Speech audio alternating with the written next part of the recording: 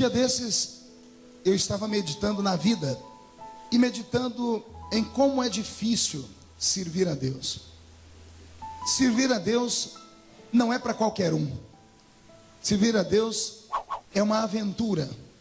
É uma aventura onde a cada dia você precisa vencer 1 milhão de obstáculos. É como se a cada manhã você fosse colocado dentro de uma jaula com leões e fosse obrigado a matar alguns com as mãos e amarrar outros, para que depois do almoço você conseguisse a vitória completa. Servir a Deus não é fácil. Se fosse fácil, não caberia pessoas dentro desta igreja e dentro de todas as igrejas que existem pelo mundo. E ainda mais no século em que vivemos.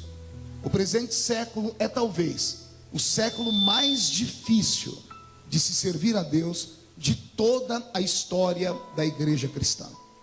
Repito, os que nasceram no século 20 e os que nasceram no início do século 21 encontrarão uma barreira muito maior do que todos os crentes de todas as eras já passaram para servir a Deus. Por quê, pastor? Porque vivemos no mundo da tecnologia avançada e parece que a tecnologia roubou dos homens e das mulheres a crença naquilo que é metafísico, daquilo que é invisível, daquilo que não pode ser tocado. O homem do século moderno só acredita nas coisas que ele vê, só acredita nas coisas que ele pode tocar, só acredita nas coisas que ele pode reproduzir dentro de um laboratório, só acredita naquilo que a química, que a física e que a matemática mostra para ele que é verdade. Se voltássemos nas eras dos nossos ancestrais, veríamos que a ausência da tecnologia, a ausência da ciência multiplicada, dava ao homem um pouquinho mais de aptidão para olhar para o céu e imaginar que tudo que aí está não é mera obra do acaso. Não é mera obra do acaso que a terra em certo momento do dia faz brotar a relva e a relva faz brotar o oxigênio. O homem de antigamente tinha mais aptidão com a natureza, porque tudo dependia da sua mão, do seu trabalho, do seu suor. Vivemos dias de dificuldade. A Bíblia Sagrada já havia anunciado isso. Os profetas que foram antes de nós anunciaram dias terríveis. Chegaram a dizer que viveríamos um período de trevas espirituais sobre a terra. E anunciaram que a ciência multiplicada faria o amor de muitos se esfriarem. Há um texto na Bíblia que quando eu leio me apavoro. Ele diz que se possível fosse naqueles dias, ou seja, nos nossos dias, a fé até dos escolhidos seria roubada.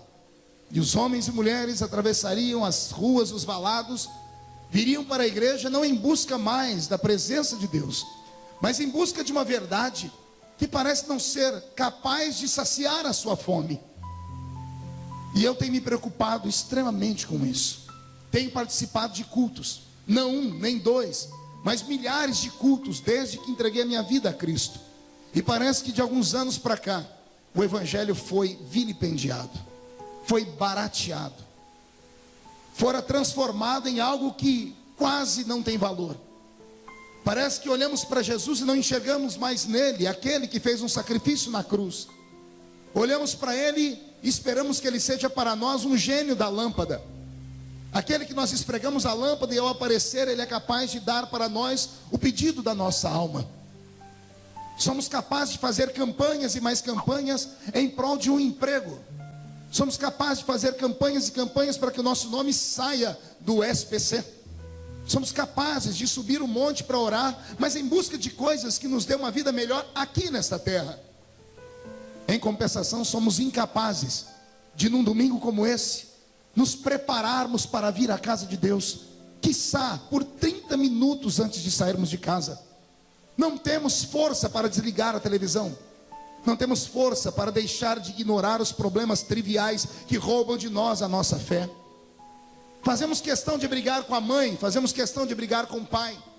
Fazemos questão de ter um espírito crítico, de chegarmos na igreja já cheio de ressalvas e colocados dentro de uma redoma, dizendo, dependendo do que ele falar eu aceito, dependendo do que ela falar eu não aceito. Alguns, ao atravessarem a cidade e passarem pela igreja, pensam que estão em um cinema, porque no cinema você pode escolher o filme que você quer ver. Alguns pensam que vão a um teatro e querem que todos os dias o ator, ou seja, o pregador ou o cantor, dê um show e não um culto. E talvez seja por isso que a maioria dos crentes já não tem mais desejo de estar em uma igreja. Quem dera nesta noite Deus mudasse a nossa mente. Quem dera nessa noite o Espírito Santo nos revelasse que nós não estamos aqui para assistir um culto, nós estamos aqui para prestar um culto. Que nós não estamos aqui para escolher aquilo que nós queremos. Nós não podemos aqui ouvir o que nós queremos ouvir, mas nós devemos esperar que Deus fale aquilo que nós precisamos ouvir. E quem dera hoje todos nós fizéssemos um novo pacto, uma nova aliança, e levantássemos os nossos altares. Se levantássemos os nossos altares e colocássemos sobre ele um sacrifício vivo, de oração, de jejum, haveria muito mais facilidade de Deus falar conosco, do que termos que ficar aqui observando e apenas esperando que em certo momento o anjo desça para mover as águas, e só um ou dois que tem a sorte de ser jogado nela e ser curado. Nesta noite o meu sonho é que Deus transforme esta igreja num grande rio. E eu quero te dizer uma coisa: as águas já estão se movendo. Não será um nem dois que serão tocados, mas todos nós podemos ser tocados nessa noite.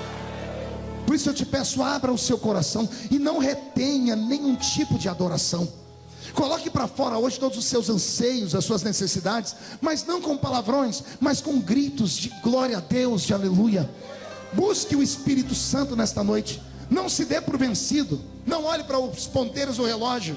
Não olhe para nada. Esqueça os programas que você tem depois do culto. Neste momento, saia da terra e entre dentro do céu comigo, porque Jesus Cristo está voltando. Quem acredita que Jesus está voltando, dê um glória a Deus, por favor. Vou pedir para que o pastor Roberto mude a música para mim.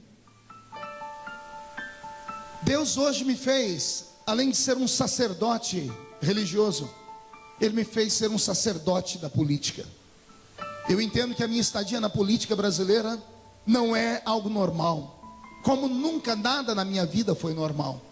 Desde criança aqui nessa cidade, sempre fui uma criança diferente, marcada por Deus, escolhido pelo Senhor. E mal sabia eu onde Deus me levaria, e não tenho noção onde Ele ainda quer me levar. Mas eu sei que todos os lugares onde a planta do meu pé pisa, algo acontece. Acaba virando um reboliço no reino espiritual.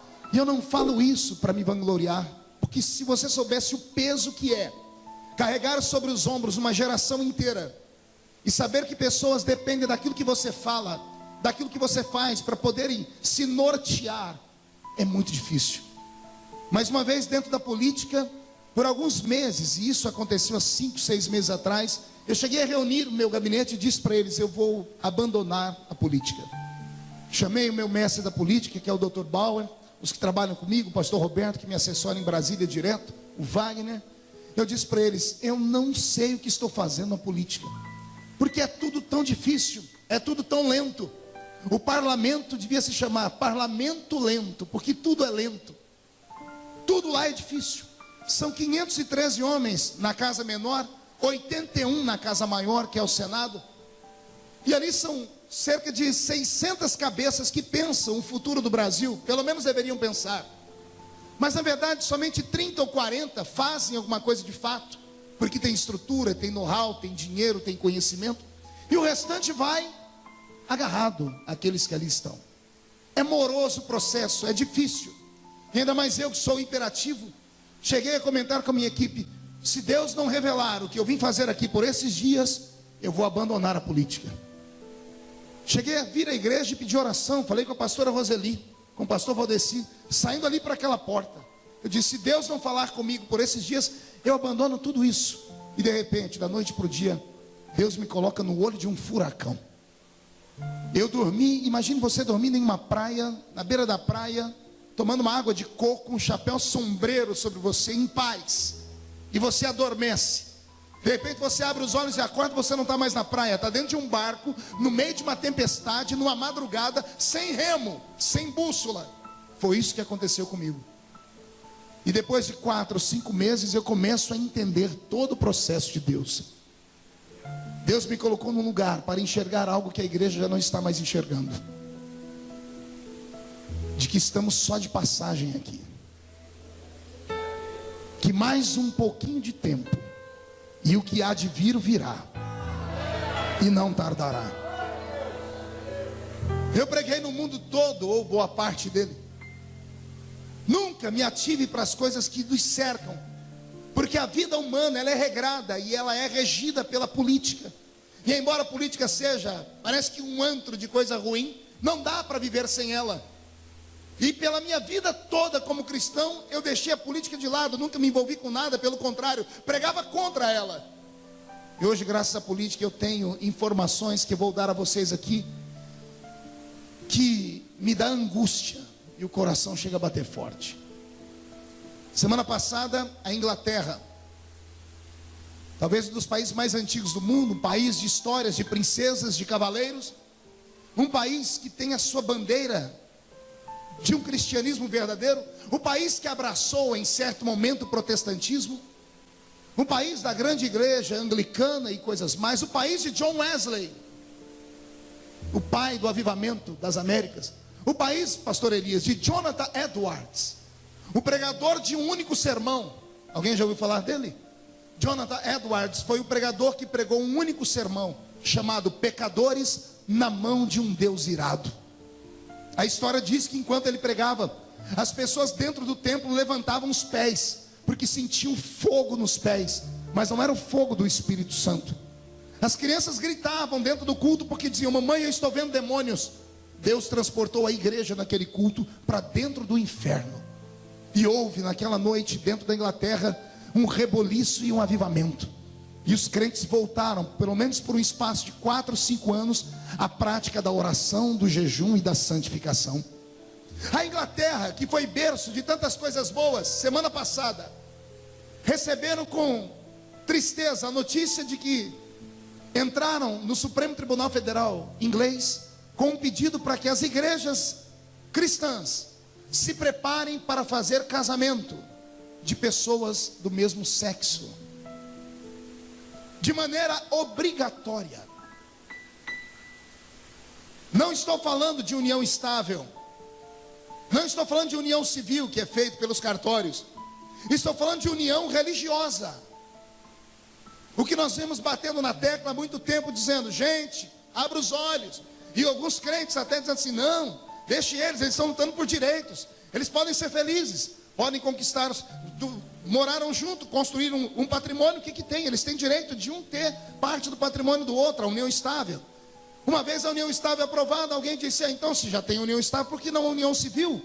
Porque a união civil vai protegê-los. Quando um morrer, o outro tem direito à pensão, o outro tem direito à aposentadoria, é direito. E eu venho falando há 3 anos dentro daquele parlamento, e venho dizendo: vocês não sabem onde eles querem chegar, não são apenas direitos, eles querem provocar. E a Inglaterra, que era o país que mais protegia as igrejas, está apavorado. Se o Supremo Tribunal inglês arguir que isso é constitucional, o pastor e o padre que não casar as pessoas do mesmo sexo será preso como crime inafiançável. E o nosso país caminha para esse rumo também. Mas isso é só a ponta do iceberg. Semana passada eu tive acesso a documentos. 12 países da Europa já aprovaram que pedofilia não é crime. A Alemanha, semana passada, teve um debate sério, porque um grupo do país elegeu um parlamentar alemão, e ele representa o progresso do mundo. E ele tem lutado com projetos para que o pedófilo não seja preso mais. E ele diz o porquê, ele é um psicólogo. Ele diz que o pedófilo, ele tem muito a aprender com a criança. E que a criança tem que ter direito sobre o seu corpo, e o pai e a mãe não pode mandar nela. Pedofilia é sexo de adulto com criança, gente. E o mundo todo bate palmas para isso. Anteontem, o parlamento uruguaio, o país nosso, vizinho aqui do lado, aprovou a legalização da maconha. Todas as famílias vão poder plantar maconha no fundo da sua casa. Isso assustou o mundo inteiro, porque tem muita gente que luta por isso. Você sabe disso. Se não sabe, deve estudar um pouquinho mais. Um dos maiores defensores da legalização da maconha no Brasil é o ex-presidente Fernando Henrique Cardoso. Ao lado dele vem 1 milhão de pessoas que trabalham em emissoras de TV. Há 3 semanas atrás, o programa Na Moral fez um programa só sobre isso. E eu tive que ouvir com vontade de vomitar o líder daquele programa e outras pessoas que ali estavam batendo palma e dizendo: tem que legalizar mesmo. Quando se legaliza, aí as pessoas vão dizer: não, mas é só maconha, a maconha não faz isso ou aquilo. É como a união estável, é aqui no comecinho. Legaliza isso, daqui a pouco os nossos filhos vão estar comprando cocaína no boteco da esquina. E o nosso mundo vai virar a cena de um filme daquele Resident Evil. Já viu o Resident Evil? Um monte de zumbis andando pelas ruas. Porque é isso que as drogas fazem com as pessoas. E o que me apavora é saber que o mundo inteiro assiste isso calado. Ninguém se revolta. Há cerca de 10, 12 anos atrás, houve uma novela brasileira chamada, se não me falha a memória, Selva de Pedra. Dentro da Selva de Pedra tinha um casal homossexual. 2 mulheres. Na primeira cena em que uma apareceu piscando para a outra, o Brasil se revoltou. Em 3 capítulos, as 2 sumiram da novela, provocaram um acidente, caiu a torre e matou as 2. Porque houve uma pressão da sociedade que dizia que aquilo não era lícito num país como o nosso. 12 anos depois, os crentes ficam em casa assistindo a novela e morrendo de dar risada. E alguns até dizendo: tadinho do Félix, o pai dele é um grosso que não entende o coração dele. 12 anos depois, a igreja do Senhor, que deveria protestar contra o pecado, aprova e recebe de bom grado. Eu estou te dando notícias de última hora, de 2 semanas. Meu corpo se arrepia e a minha alma dá vontade de chorar, porque eu quero saber quais serão as notícias daqui para frente. O mundo jaz no maligno. O espírito do anticristo vem sobre nós na força de um tsunami espiritual. Satanás está varrendo o planeta Terra. Satanás está entrando dentro das nossas casas, nas cidades, nas vilas, na cultura, no governo do mundo. E a igreja, que é o único órgão oficial do céu na terra, repito, a igreja é o único órgão oficial de Deus na terra. Ela que tem que dar vazão e mudança na sociedade. A igreja que provoca mudança nos valores e nos costumes. A igreja está sendo escamoteada, está sendo jogada para escanteio. E em nome de um Estado laico, porque esta é a palavra mais bonita que as pessoas escutam. Meninos de escola, aprendam isso, que isso aí vai virar debate na classe de vocês. O Estado laico. O que é o Estado laico, pastor? É um Estado sem religião oficial. Concordo. Porque nenhuma religião pode ser a religião oficial de um país, senão não há liberdade. Porque todas as pessoas têm liberdade de escolher o seu caminho. O próprio Deus deu ao homem liberdade de escolher o seu caminho. Então a laicidade significa que o ser humano pode escolher a religião que ele quiser, e o Estado vai dar ao ser humano a proteção. Nós estamos aqui hoje nesse culto protegidos pela lei. Sabia disso ou não? Semana retrasada eu prendi 3 pessoas num culto lá em Santarém, no Pará. Estávamos em 40 mil pessoas louvando a Deus na rua, e entrou um monte de meninos lá com a bandeira desse movimento esquisito e começaram a gritar no meio do culto. Os crentes apavoraram, fizeram o sinal da cruz, e eu, como conheço a lei, peguei o microfone e disse: onde está a polícia? Código Penal, artigo 208. Use o Código Penal e que essas pessoas saiam algemadas daqui de dentro. Porque culto é um lugar inviolável. Esse lugar onde nós estamos, ele é guardado pela Constituição. Querem fazer arruaça, querem fazer porcaria, façam da porta da igreja para trás. No nosso meio não. No nosso meio não podem fazer. Então veja só, o Estado laico significa que o Estado vai dar proteção para o ser humano seguir a religião que ele quer. Até aqui eu concordo. Mas a falta de ensino, a falta de esmero, a falta das pessoas buscarem conhecimento, está transformando o Estado laico em um Estado ateu. Querem tirar os símbolos religiosos de todos os lugares. Semana retrasada, na marcha do Papa, Lá no Rio de Janeiro, houve paralelamente a Marcha das Vadias, que, com todo respeito às mulheres de bem, não precisa nem ser mulher cristã, mas todas as mulheres de bem, acredito que não se sentem representadas por vadias, porque as mulheres vadias no meio da rua, seminuas, pegaram imagens do símbolo católico e quebraram no meio da rua. Agora, não sei se você se lembra, há 3, 4, 5, 6 anos atrás, não sei quanto tempo, houve um pastor que pegou uma imagem e ele não chutou, ele apontou a imagem com o pé. Quem lembra disso? Bispo Von Elde, 12 anos atrás, da Igreja Universal. Ele não chutou, ele apontou a imagem com o pé. O mundo caiu em cima da nossa cabeça. Teve igrejas que foram queimadas, depedradas. Todo mundo se revoltou. 12 anos depois, é como se nada tivesse acontecido. Há um espírito de medo no meio das famílias. Há um espírito que está nos fazendo andar de cabeça baixa, aceitar tudo como se tudo fosse normal. E isso não é normal. Eu só posso dizer uma coisa: Jesus está voltando. E se Ele está voltando, a minha pergunta é: como é que Ele vai encontrar a sua família? O que é que vai acontecer com a sua família dentro de alguns dias? O Congresso Nacional Brasileiro aprovou uma lei que em 2016 todos os nossos filhos vão poder começar a frequentar a escola com 4 aninhos de idade. A maioria das mulheres, as mães, vão bater palma, vão dar glória a Deus, vão dizer: estou livre do fardo. Meus filhos vão para a escola. Pastor, isso é coisa de primeiro mundo. Imagine, a criança vai poder saber mais coisa, vai poder aprender, vai poder passar mais tempo bem cuidada. Será que é essa a intenção?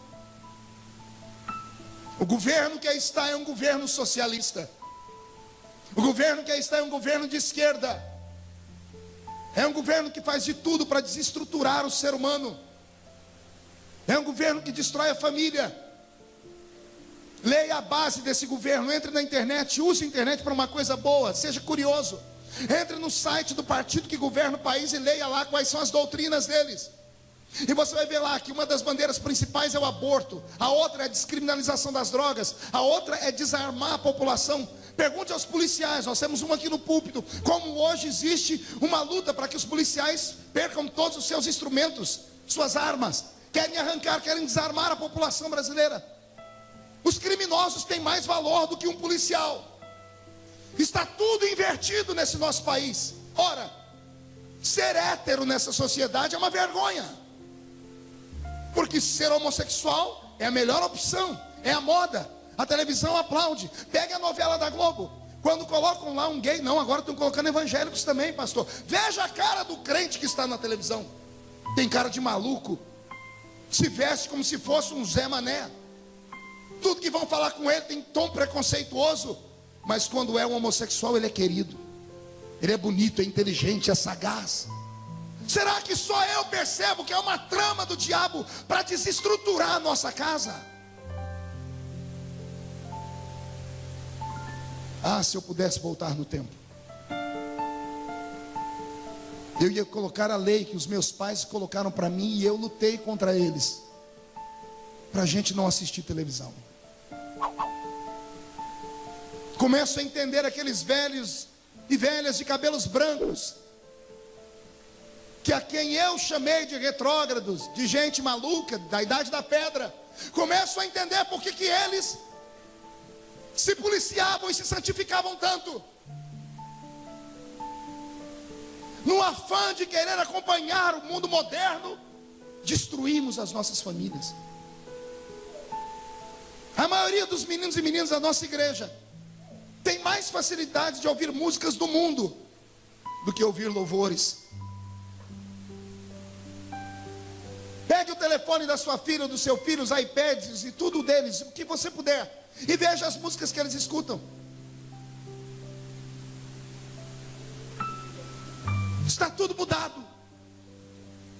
Tentamos fazer isso para os nossos filhos não serem jogados para escanteio, mas eles não conseguiram separar o joio do trigo. Ao invés de ouvir, porque nem toda música é ruim, nem toda música é maligna, nem toda música vem do demônio. Mas os nossos filhos não têm a habilidade de separar o que é bom do que é ruim. Estamos destruindo a nossa casa. Nossos crentes têm vergonha de andar com a Bíblia. Quando se vê reunido 2 ou 3 crentes, pode chegar e ficar ali como uma mosca branca. Você não vai ver ninguém contando bênção. É só murmuração. É só falando mal de alguém. Eu não sei onde nós vamos chegar, senhoras e senhores.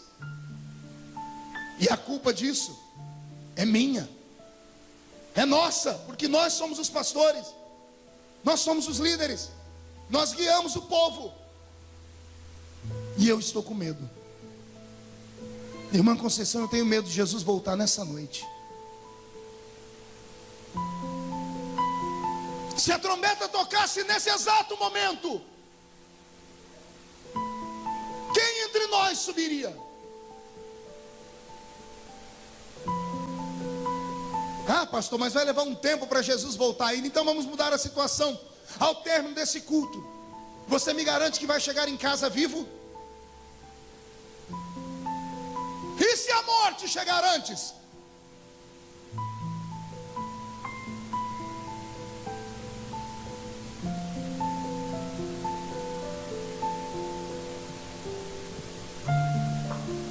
Reflita. Isso aqui não é um lugar de brincadeira. Nossos crentes vão à igreja quando dá na cabeça deles. Ah, hoje eu vou, amanhã eu não vou. Hoje eu puxei a orelha de um amigo muito próximo. Falei para ele, por que você não foi na igreja domingo? Ele sorriu, eu não fui. Por que não? Não tem explicação. A atração da televisão é melhor do que o culto. E nisso o problema é nosso. Aqui agora vira para nós. A ovelha só sai do pasto quando não tem comida e quando não tem água. Estamos dando água suja para o povo? Estamos dando uma comida que não tem efeito, que não tem sabor? Precisamos rever isso agora. E deixa eu te dar uma palavra. Essa história de que Jesus aceita o ser humano de qualquer jeito é conversa para boi dormir. Crente que não toma Santa Ceia não vai para o céu. E isso não é coisa minha, é doutrina bíblica. Não é costume de igreja, é doutrina bíblica. Quem não participa do corpo e do sangue não tem parte comigo, não tem vida. Até quando, senhoras e senhores? Até quando vamos dormir? Até quando vamos colocar sobre os outros a culpa do nosso próprio fracasso? Até quando vamos falar para alguém, não, eu não vou na igreja por causa daquele pastor, não, eu não suporto aquele irmão, não, aquela mulher, eu odeio aquela mulher. Como é que pode alguém estar entre nós e sentir sentimentos de ódio? Aqui não é guerra, aqui não é Beirute, aqui ninguém persegue ninguém para matar, aqui é uma casa de oração. Eu vou repetir, aqui é uma casa de oração. A gente vem se arrastando pelas ruas no intuito de, ao entrar aqui dentro, receber uma descarga de autoridade, para recarregar a nossa bateria, para sair lá fora e encarar o diabo de novo. Aqui não é um ringue de MMA, aqui não é vale tudo, aqui não vale tudo, aqui só vale a glória, a graça, a unção, a presença, a experiência.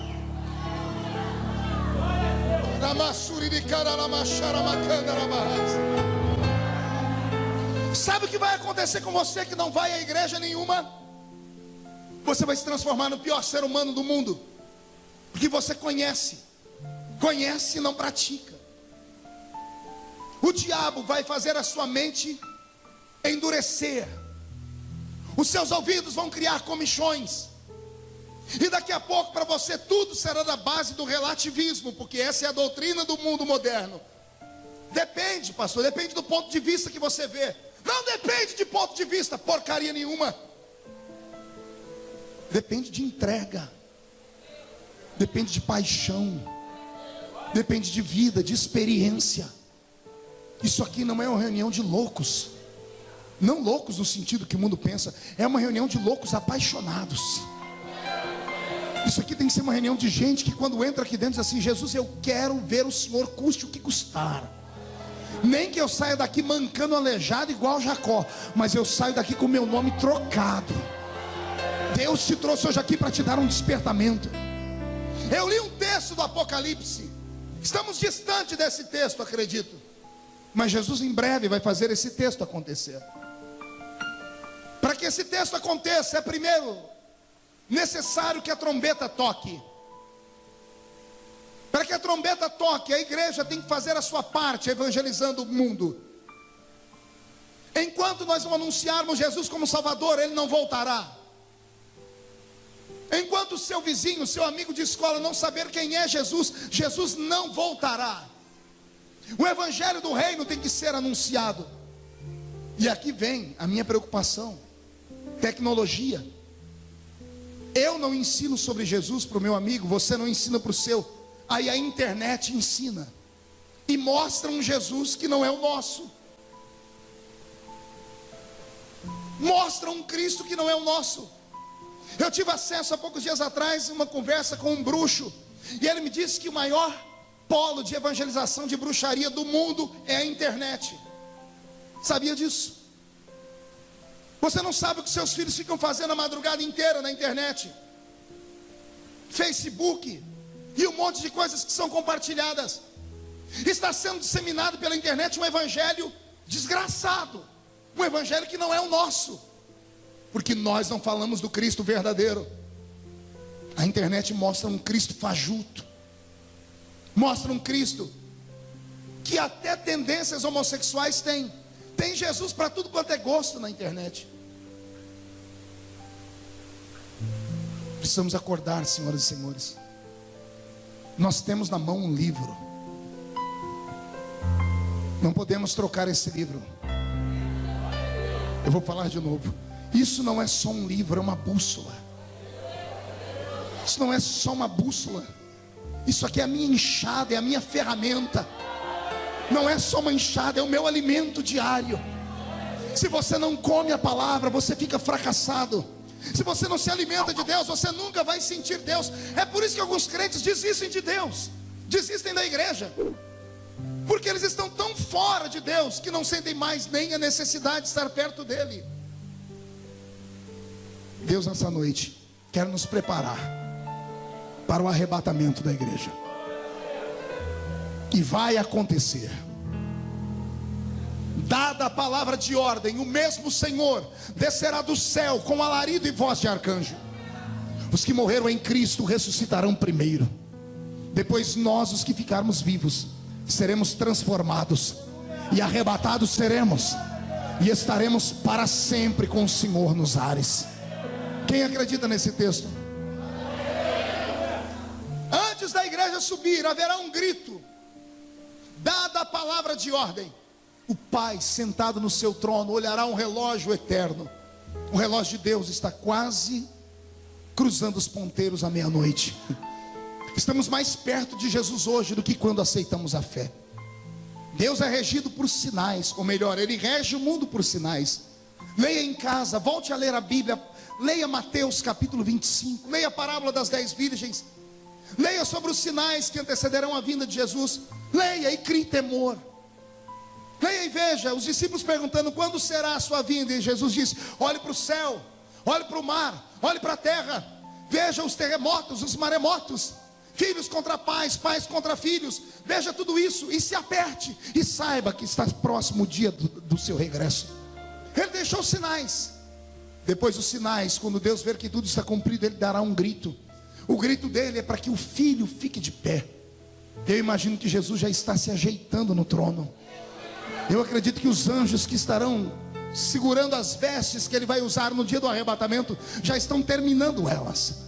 Quando o pai olhar para o filho e dar a palavra de ordem, a Bíblia Sagrada diz: e dada a palavra de ordem, o mesmo Senhor descerá do céu com alarido. Diga comigo: alarido. Não ouvi alarido? Pergunte a mim o que é um alarido, pastor. O alarido é um grito. É um grito que toda a humanidade deveria ouvir, mas não vai ouvir. Apenas se ouvirá esse grito lá no Oriente Médio. Somente entre os descendentes de Abraão. Só os judeus ouvirão esse grito. Porque a forma deles saberem que o Messias que eles mataram era o verdadeiro Messias. Quando Israel for atingido por esse grito, começa um colapso no mundo, porque eles começam a chorar, começam a gemer, e no meio do gemido e choro deles, a igreja começa a ser preparada. Dada a palavra de ordem, o mesmo Senhor descerá do céu com alarido e voz de arcanjo.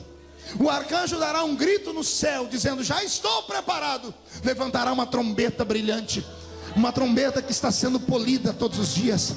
Eu não sei qual será a nota musical daquela trombeta, mas eu sei que será bela, pastor Evandro. Será linda, será uma melodia como nunca antes foi ouvido, melhor do que todas as sinfonias de Bach, melhor do que todas as sinfonias de Mozart, melhor do que todas as músicas que você jamais ouviu. Todavia, só poderá ouvir o toque dessa trombeta quem tiver o seu ouvido afinado no diapasão do Espírito Santo. Dada a palavra de ordem, o mesmo Senhor descerá do céu com alarido e voz de arcanjo. Então, quando o arcanjo tocar a trombeta, é o fim. Ao toque da trombeta, não me importa onde você estiver, se fordes um dos escolhidos, se a sua alma estiver pura, se o seu coração estiver livre, se a sua mente não lhe acusar, se você estiver em pureza de alma e santidade, se não tiver que se acertar com nenhum irmão no altar, se não carregar dentro de você sentimentos estranhos, você ouvirá o toque da trombeta. Estarão dois juntos no campo, um será tomado e o outro será deixado. Estarão dois juntos em um moinho, um será tomado e o outro será deixado. A Bíblia diz algo que apavora: estarão dois deitados em uma cama, um será tomado e outro será deixado. Esses três textos que Jesus explica, ou essas três histórias no texto que Jesus explica, não é sem sentido. Ele está falando: estarão dois juntos em um moinho trabalhando, estarão dois juntos no campo trabalhando. O trabalho do campo é pela manhã, o trabalho do moinho é no finalzinho da tarde. E aí ele diz: estarão dois juntos deitados em uma cama no final da noite. Ele está dizendo: fiquem atentos, pode acontecer a qualquer momento. Pode ser de manhã, pode ser de tarde, pode ser à noite. Sorte terá aqueles que forem arrebatados enquanto estiverem dormindo, porque o crente que tem juízo não deita na cama sem antes acertar a sua vida. Ezequiel terá sorte aqueles que forem arrebatados durante o sono, porque eles antes de dormir vão ter colocado o joelho no chão, dizendo: Deus, perdoa os meus pecados. Se ele for crente, ele não vai deixar o sol passar sobre a ira dele. Então ele vai se acertar com a mulher, com o filho, com o pastor, vai ligar para o amigo, não vai dever nada para ninguém. E aí, ao ser arrebatado, o toque da trombeta subirá. Irmão Adriano, a mesma sorte não terá aqueles que forem arrebatados à tarde, ou que estiverem à tarde trabalhando quando a trombeta tocar. Muda a música para mim, Roberto. Sem dar testemunho, se jogando em cima do patrão, ou crente que é patrão se jogando em cima de um empregado. Pessoas roubando, pessoas dando prejuízo para os outros, contando piadas numa rodinha, azarando pelo Facebook, mexendo com meninas, mexendo com meninos, preparando o encontro da noite no motel. Esses não terão a mesma sorte. E toda a vida que eles tiveram com Deus não valeu nada. Nada. Foi uma mera fantasia, porque estiveram com Deus e não aprenderam nada com Ele. Estiveram em uma igreja e não aprenderam nada sobre fé. Mas o pior e mais triste será aqueles que estarão em casa, porque Jesus disse: estarão famílias reunidas, um será tomado e outro será deixado. Eu me emociono. Famílias inteiras que estão aqui serão divididas no dia do arrebatamento. Maridos subirão, mulheres ficarão. Mulheres subirão, maridos ficarão. pai e mãe subirão, os filhos ficarão. Subirão os filhos, ficarão os pais. Porque moram no mesmo lugar, mas não comungam da mesma fé. Levam o evangelho de qualquer jeito. Empurram a sua fé na base de qualquer maneira. Jesus está voltando. Os que morreram em Cristo ressuscitarão primeiro. Oh, esperança bendita. Oh, esperança linda. Aqueles que me ensinaram a fé e que já deitaram, que já estão nos elíseos do Senhor, ressuscitarão de suas tumbas. O mar será obrigado a devolvê-los, aqueles que morreram lá. A chama das inquisições será obrigada a devolver os crentes que foram queimados.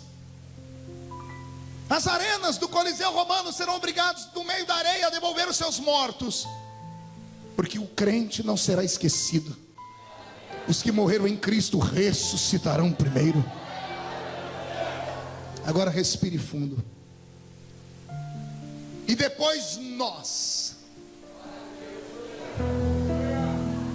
os que ficarmos vivos, seremos transformados.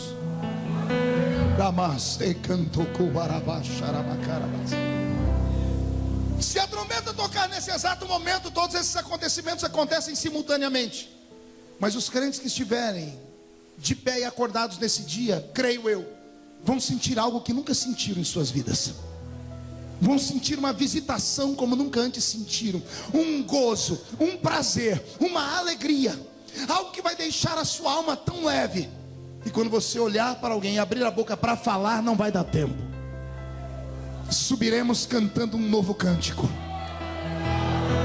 Os crentes que nunca falaram em línguas, fique tranquilo, naquele dia você vai falar.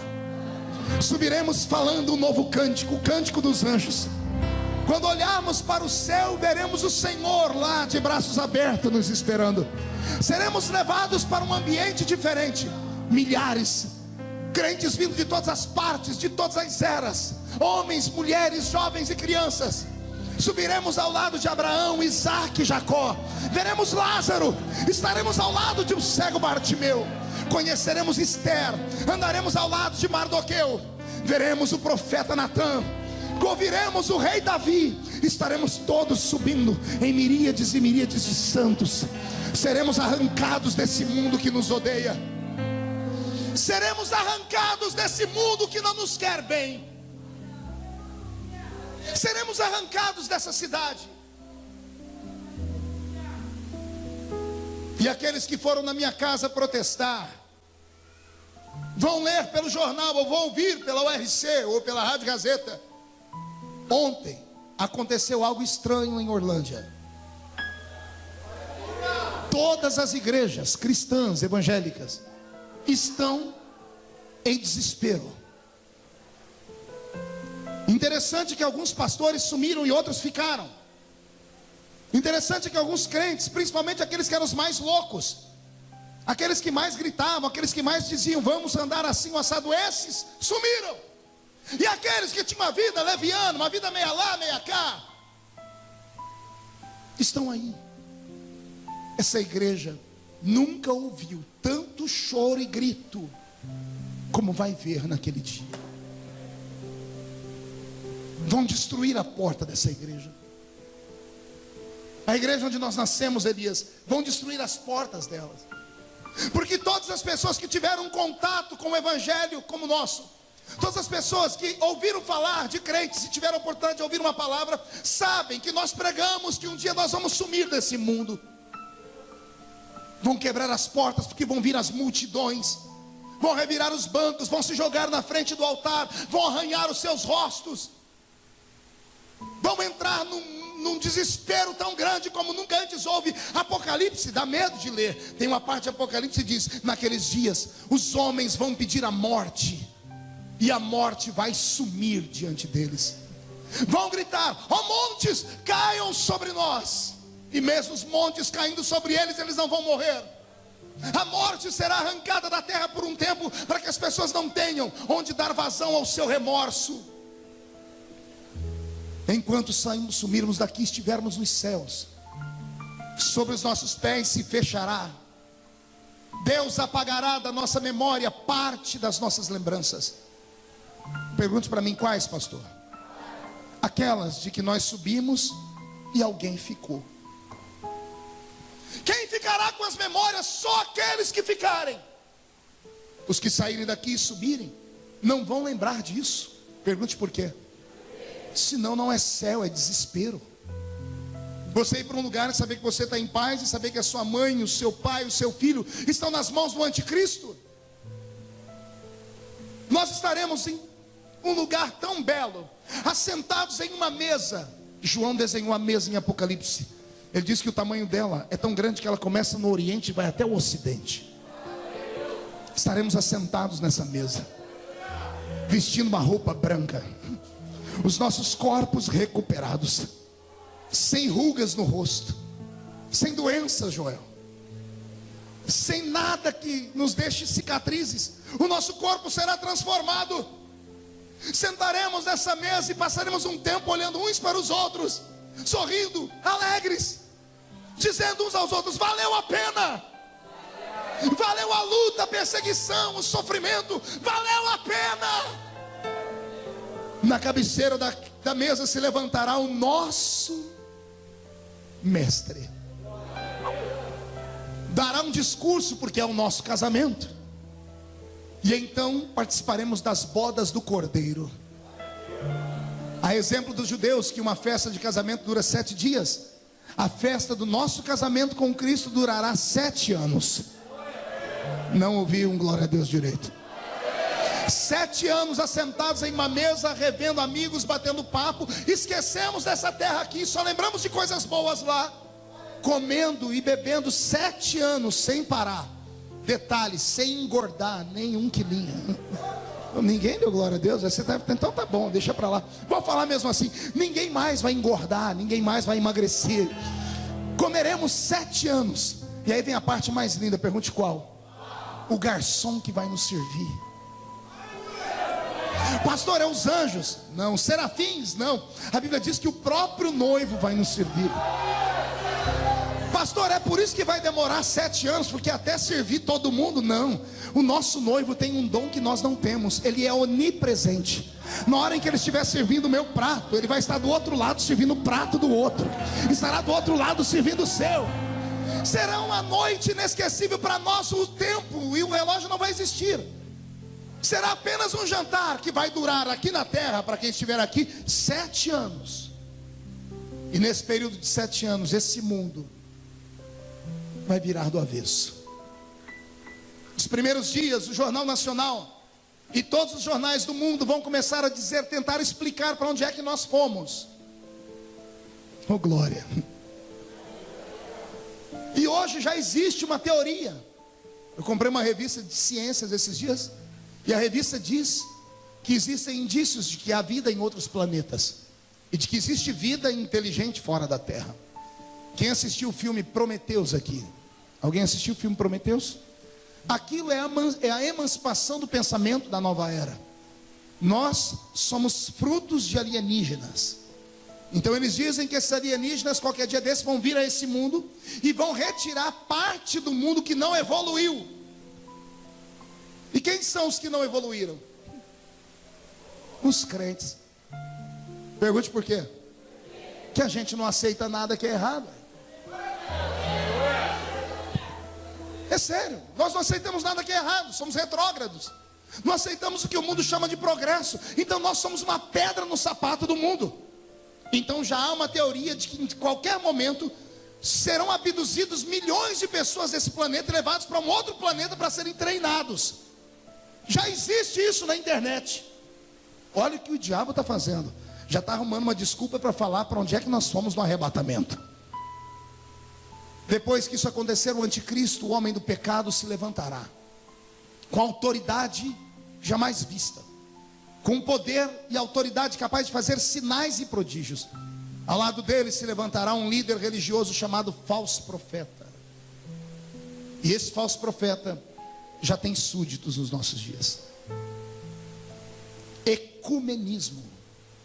Qual é a palavra, igreja? Não ouvi?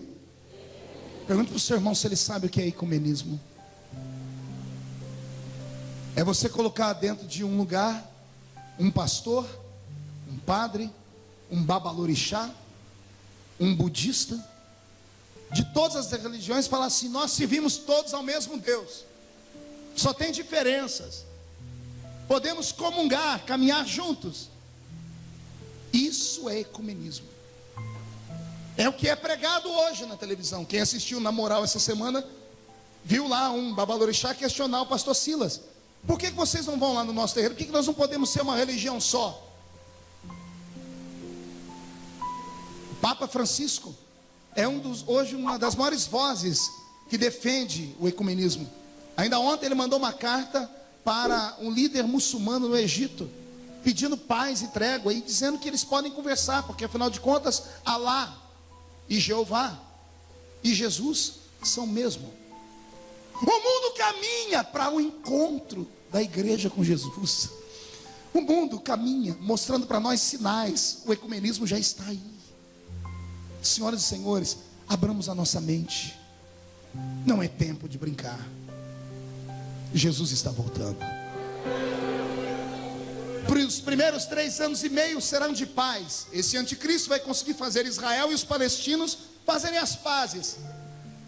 Esse anticristo vai conseguir uma fórmula que vai matar a fome da sociedade inteira. Ele vai conseguir resolver o problema do efeito estufa. Ele vai conseguir resolver o problema da água. Vai acabar as barreiras. Teremos uma moeda única no mundo. Teremos uma linguagem única. O mundo será globalizado. Não haverá mais passaporte. Ele vai conseguir transformar o mundo em um só povo. A exemplo do que quis Nimrod na Torre de Babel, quando quis que todos os homens e mulheres habitassem num só lugar e falassem só uma língua. É o espírito do anticristo. Mas quando isso estiver acontecendo, um povo vai se revoltar aqui. Pergunte quem? Os desviados, os que não subiram conosco, os que não foram para o céu conosco. Eles vão se levantar e serão uma pedrinha no sapato do reino do anticristo. Só que esses vão clamar e não vão ter liberdade. Esses vão pedir ajuda e a ajuda não vai vir. Terão que dar a sua vida. Vão morrer decapitados. É o texto do Apocalipse 20 que eu li. Vão morrer, serão assassinados, serão jogados nas ruas, a exemplo dos demais. Vão ser chamados de pessoas que querem ir contra o governo. O mundo virará um inferno. E nós estaremos no céu cantando. O anticristo baixará uma lei dizendo que todos os homens e mulheres que quiserem comprar e vender vão ter que ter um sinal, ou na mão direita ou na testa. Um chip será implantado na mão das pessoas, ou na testa das pessoas. Procure na internet, já existe isso nos Estados Unidos da América. Um chip, uma pequena plaquinha que mal pode ser vista. Dentro dele há um GPS, eles sabem onde você está. Dentro dele existem códigos. Tudo será eletrônico. O profeta que previu isso há 2000 anos atrás, quando não havia nem luz elétrica. E a Bíblia Sagrada fala desses sinais. Já está acontecendo. E a igreja não se percebe. Quando tudo estiver terminado, o único povo que se levantará contra o anticristo como nação será Israel. Qual o nome do povo? Deixa eu te dar um conselho. Toda noite antes de dormir, ore pela paz em Israel. É bíblico. Abençoa aqueles que pedem a paz por Jerusalém. Deus ama aquela terra. Deus ama aquele povo. Deus ama aquela nação.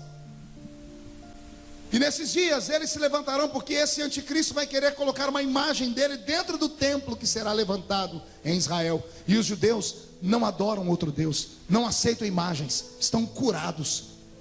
Foram curados por Deus no cativeiro babilônico.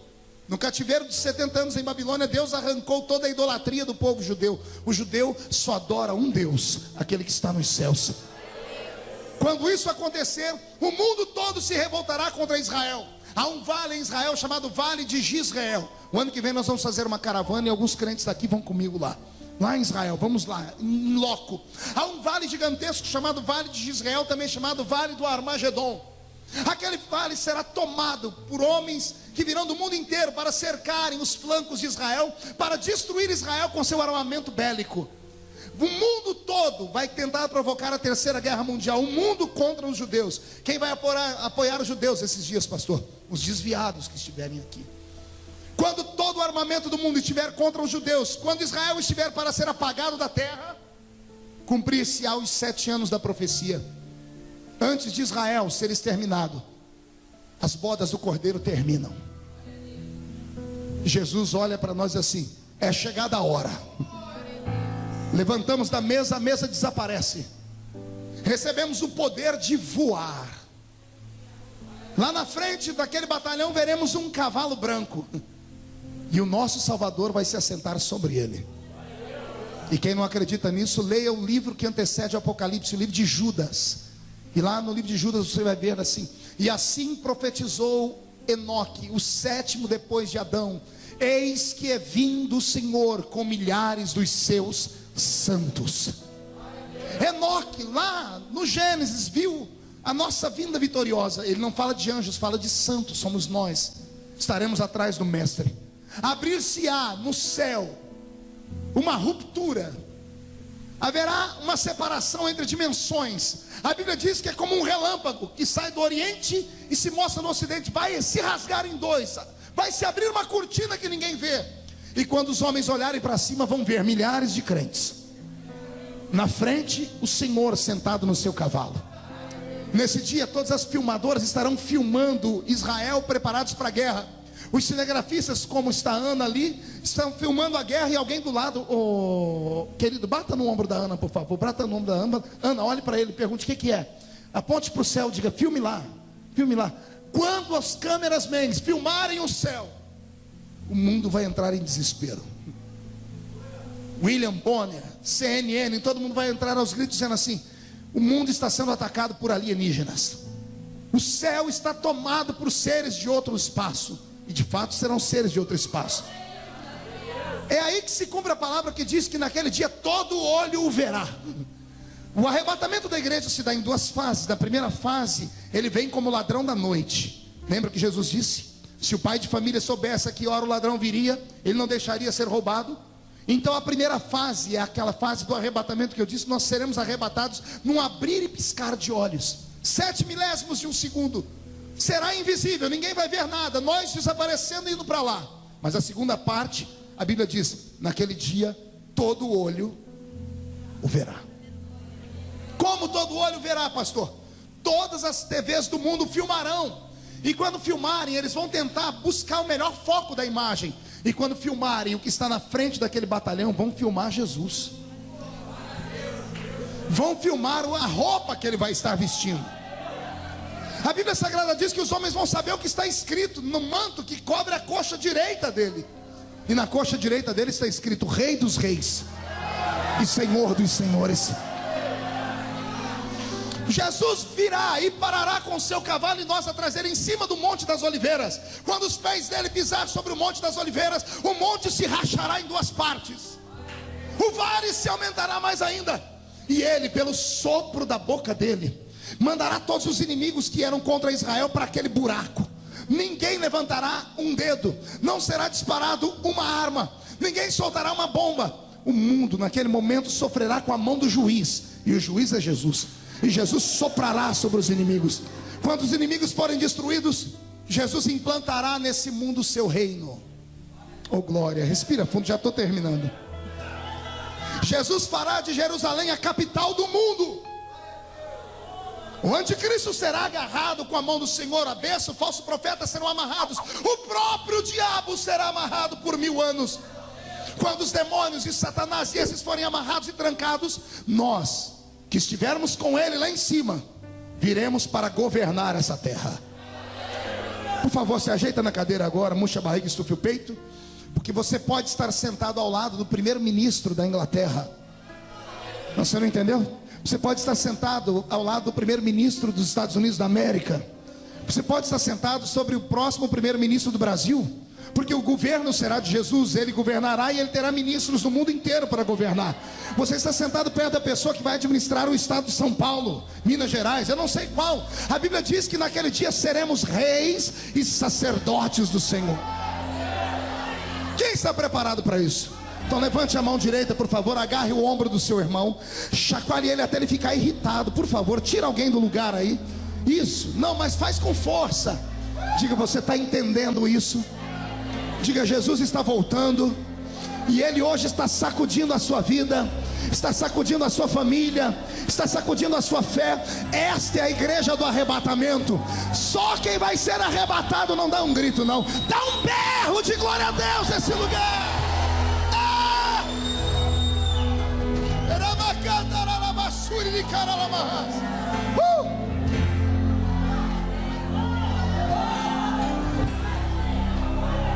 Jesus implantará o seu governo nesse mundo, e nós governaremos o mundo com ele. Faremos parte da primeira ressurreição. Bem-aventurados que fazem parte da primeira ressurreição. Repita comigo, primeira ressurreição. Mais alto, diga, primeira ressurreição. Pergunte para o seu irmão, sabe por quê? Esses que foram arrebatados terão um corpo igual ao de Jesus. Lembra do corpo de Jesus quando ele saiu da tumba? Ele atravessava a parede, pastor Edivaldo, e comia peixe. Ele estava aqui, sumia da frente das pessoas no caminho de Emaús, lembra, depois da janta? Quando ele deu graças, os discípulos olharam, cadê Jesus? Sumiu. O corpo da igreja será como o dele. Nós fizemos parte da primeira ressurreição, e nós seremos diferentes do resto da humanidade. Por isso vamos governar. E tudo isso que eu estou pregando não é conto de carochinha, não é ficção, é verdade. O mundo não acredita em mais nada, mas nós precisamos acreditar. Jesus está voltando.